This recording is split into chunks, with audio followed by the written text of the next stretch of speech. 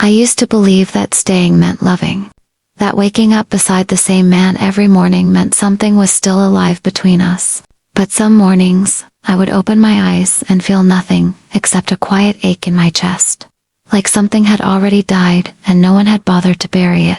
I stayed married, but somewhere along the way, I fell out of love. I didn't notice it all at once. Love doesn't disappear loudly.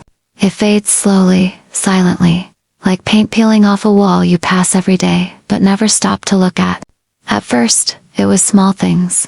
Conversations that ended too quickly, laughter that felt forced, touches that felt more like habit than desire. I told myself it was normal. I told myself this was what long marriages looked like. Everyone around us thought we were fine. We smiled at family dinners. We posted photos on holidays. We said we're just busy whenever someone asked how we were doing. But inside our home, there was a distance that kept growing, inch by inch, until even silence felt louder than arguments. I am a wife, I am a mother, and I am a woman who slowly disappeared inside her own marriage. I remember the night I realized something was wrong. It wasn't during a fight. It wasn't after betrayal or shouting. It was a quiet evening, the kind that should have felt peaceful. The house was clean, the children were asleep. The television played softly in the background. He sat beside me on the couch, scrolling on his phone, barely aware of my presence. I looked at him and felt like I was sitting next to a stranger. Not hatred, not anger, just emptiness. I wanted to say something, anything. I wanted to ask him if he felt it too, this invisible wall between us. But the words stayed trapped in my throat, because part of me was afraid of the answer, and another part of me was afraid he wouldn't even understand the question. So I stayed quiet. I always stayed quiet. In the beginning of our marriage, I was not quiet. I talked about everything, my dreams, my fears, the small things that made me happy. I believed being a good wife meant giving, supporting, understanding. And I did all of that. I listened when he was tired. I stood beside him when he failed. I forgave things I never imagined I would forgive. Somewhere along the way, I stopped asking for the same care in return. I told myself he was stressed. I told myself he loved me in his own way. I told myself marriage wasn't supposed to feel exciting forever. But I never told myself the truth. The truth was that I felt lonely even when he was right there. Loneliness inside a marriage is different from being alone. When you're alone, you expect the silence. But when you're married, silence feels like rejection. It feels like being unseen, like screaming underwater and realizing no one can hear you. I would lie in bed at night, inches away from him, listening to his breathing. I would wonder when we stopped talking about our days, when he stopped asking how I felt, when I stopped believing my feelings mattered. Sometimes I would cry quietly, turning my face toward the wall so he wouldn't notice. Not because I didn't want him to know I was hurting, but because I didn't want to explain something he had never tried to understand. We didn't fight much. People think that means a marriage is healthy. But sometimes, the absence of conflict means the absence of connection. It means one person stopped trying to be heard. That person was me. I became the one who remembered birthdays, the one who scheduled doctor appointments, the one who made sure the kids were okay, the one who kept the house running while my own heart slowly fell apart. He provided, he came home. He did what a husband was supposed to do, but he stopped seeing me. And I let it happen, because I thought being a good wife meant not asking for too much. I told myself love was sacrifice. But sacrifice without tenderness turns into resentment. There were moments I tried to reach him. Small attempts, a question about his day, a suggestion to spend time together, a touch on his arm. But every attempt felt like knocking on a door that never fully opened. Eventually, I stopped knocking. I learned how to survive instead of how to love. I smiled for the children. I smiled for family photos. I smiled because it was easier than explaining why I felt so empty. Sometimes, I wondered if this was all my fault. Maybe I expected too much. Maybe I changed. Maybe I was the problem.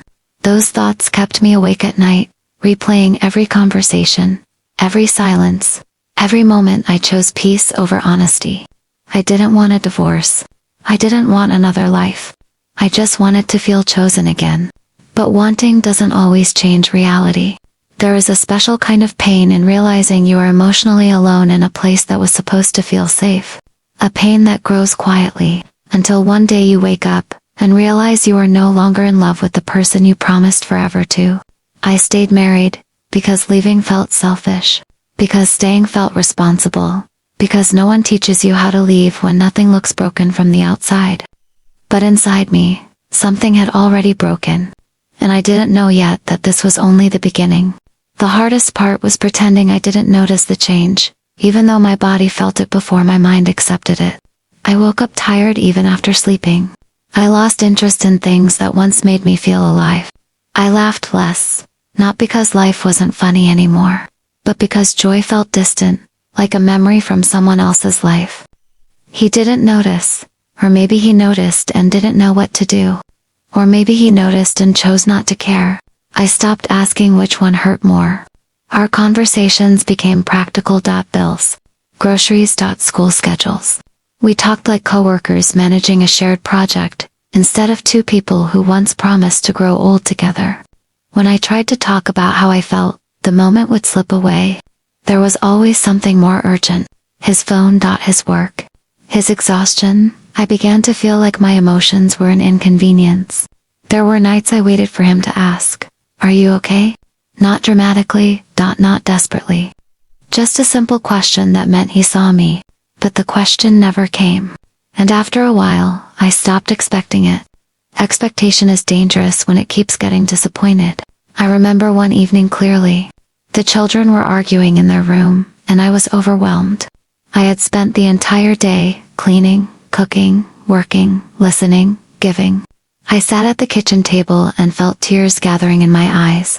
He walked in, saw the mess, and sighed. That sigh stayed with me longer than any argument ever could. In that moment, I realized something painful. I wasn't his partner anymore. I was part of the background. Something familiar he no longer noticed unless it stopped functioning properly. I didn't yell. I didn't cry in front of him. I just stood up, wiped my face, and finished what needed to be done. Because that's what I had learned to do. Keep going. Keep holding everything together, even when no one was holding me. People talk about betrayal as if it always involves another person. But sometimes betrayal looks like neglect, like emotional absence, like choosing comfort over connection every single day. I felt myself changing, becoming quieter, sharper inside. I started building walls, not because I wanted to push him away, but because I needed somewhere to protect myself from disappointment. Love started to feel heavy. There were moments I caught myself imagining a different life. Not a dramatic escape, just a life where someone noticed when I was tired, where silence felt comfortable instead of lonely. Those thoughts filled me with guilt. I had everything I was supposed to want: a family, a home, stability. So why did I feel so empty? I tried harder. I told myself if I could just be better, more patient, more understanding, things would improve. I dressed nicer. I smiled more. I lowered my expectations even further. But love doesn't grow in a place where only one person is watering it. One night, I finally spoke. My voice was calm, but my hands were shaking. I told him I felt distant from him, that I missed us, that I felt alone even though we were together. He listened. He nodded. He said he was tired. He said work was stressful. He said things would get better. And then nothing changed. That was the moment something inside me cracked. Not loudly, not completely. Just enough to let reality in. I realized I was the only one afraid of losing this marriage. Days turned into months. Months turned into years. We aged together, but we didn't grow together. The children grew. The house changed. But the distance stayed, solid and unmoving. I stopped reaching for him in bed, not to punish him, but because it hurt less, not to expect warmth. When you stop expecting, disappointment loses its power. I began grieving a marriage that was still legally alive. Sometimes I wondered if he felt it too.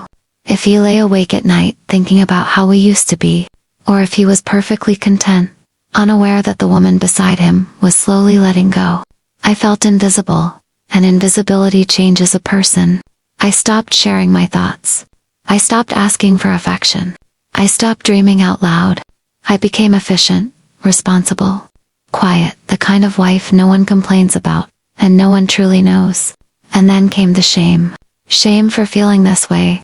Shame for not being grateful enough. Shame for wanting more than what I had. I told myself this was marriage.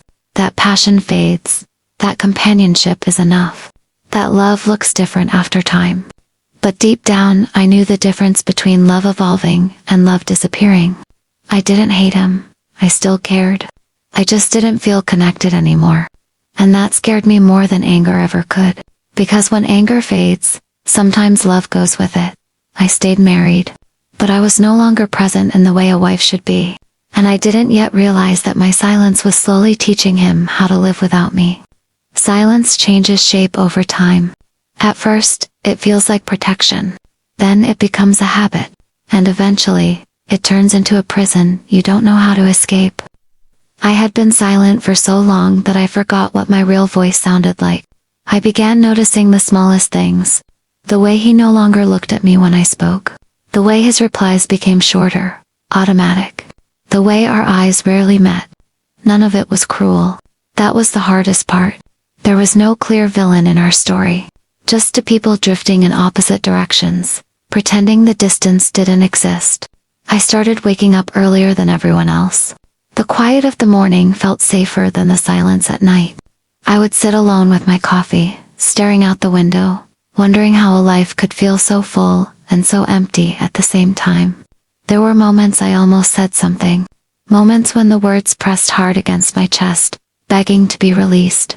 But every time, I swallowed them. Because once you say the truth out loud, you can't take it back. And I wasn't sure I was ready to face what would come after. The children noticed before he did. One afternoon, my daughter asked me why I always looked sad when I thought no one was watching. Her question caught me off guard. I smiled and told her I was just tired. But later that night, her words echoed in my mind. I wondered what kind of example I was setting. A mother who stayed, a wife who endured, a woman who slowly erased herself to keep the peace. That thought hurt more than my loneliness. I began to feel anger, not toward him, but toward myself. For staying silent, for teaching him that my needs were optional, for believing that love meant endurance instead of mutual care. I replayed our early years in my mind. The laughter, the long talks, the way he used to reach for my hand without thinking. I wondered when those moments stopped mattering to him, or if they ever mattered in the same way they did to me. One night, I had a dream that shook me awake. In the dream, I was screaming his name, but no sound came out. He stood right in front of me, smiling, unaware that I was breaking apart. When I woke up, my pillow was wet with tears. I didn't remember crying. That was when I knew something had to change. Not because I wanted to leave, but because I couldn't keep disappearing. The next day, I looked at myself in the mirror for a long time. I barely recognized the woman staring back. Her eyes were tired, her smile was practiced. She looked like someone who had been holding her breath for years. I decided to speak again. That evening, after the children were asleep, I sat across from him at the table. My heart pounded so loudly, I was sure he could hear it. I told him I was unhappy. Not angry, not blaming, just unhappy. I told him I felt alone. That I missed him. That I didn't feel loved anymore. He looked surprised. Confused, almost defensive. He said he didn't know I felt that way. He said he thought everything was fine. He said he was doing his best. His words weren't cruel, but they landed heavy, because they confirmed what I feared most. He had been living comfortably inside my silence. I asked him if he still loved me. The question felt dangerous, like stepping onto thin ice. He paused longer than I expected. Then he said yes, but his voice lacked certainty, and I felt it. Sometimes, it's not what someone says that breaks you. It's how they say it. We talked for hours, or at least, I talked. He listened, he apologized. He promised to try harder. He promised change. I wanted to believe him. But hope is fragile when it's been broken too many times. In the weeks that followed, things improved slightly. He was more present, more attentive. He asked how my day was. He hugged me longer.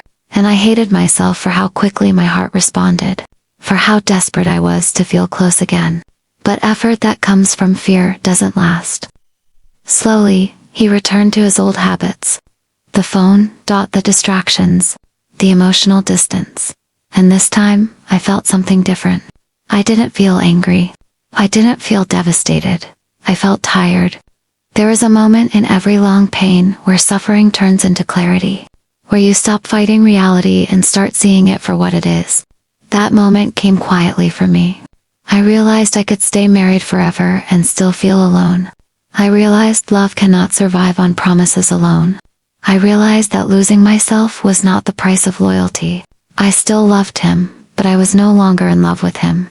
That truth settled inside me, heavy but calm. I stopped waiting for him to change. I stopped hoping he would suddenly see me the way he used to. I began focusing on myself, on rebuilding the parts of me I had neglected. He noticed the change. He asked why I seemed distant, why I wasn't trying anymore. The irony almost made me laugh. I wanted to tell him that I had been trying for years, but instead, I said nothing. Because some realizations come too late. I stayed married, but my heart had already stepped back. And I knew that whatever came next would change everything. When you stop fighting to be seen, something inside you goes still. Not numb, not broken. Just honest. I wasn't pretending anymore, not even to myself. I knew where my heart stood, and I knew it wasn't going back to the way it used to be. Life continued the same on the surface. The routines, the responsibilities, the shared meals, but underneath it all, I had changed. I no longer waited for affection. I no longer felt the sting of disappointment when he forgot to ask how I was. I had learned how to live without emotional permission. He felt it before he understood it. One evening, he asked me why I no longer reached for him. Why I seemed calmer, but farther away. His voice carried confusion, maybe even fear. I looked at him and realized this was the first time he truly noticed my absence. I told him the truth. Gently, clearly. I told him I stayed because I believed in family, in commitment, in doing what was right. But I also told him that somewhere along the way, love had turned into habit, and habit had turned into distance. He didn't argue. He didn't interrupt. He just listened. And for the first time, his silence felt heavy with understanding. He said he never meant to hurt me. He said he thought love would always be there, no matter what. He said he didn't know neglect could be so painful. I believed him. But belief doesn't undo years of loneliness. We talked about the past, about the moments we missed, about the conversations we never finished, about the version of us that slowly slipped away while we were busy surviving life.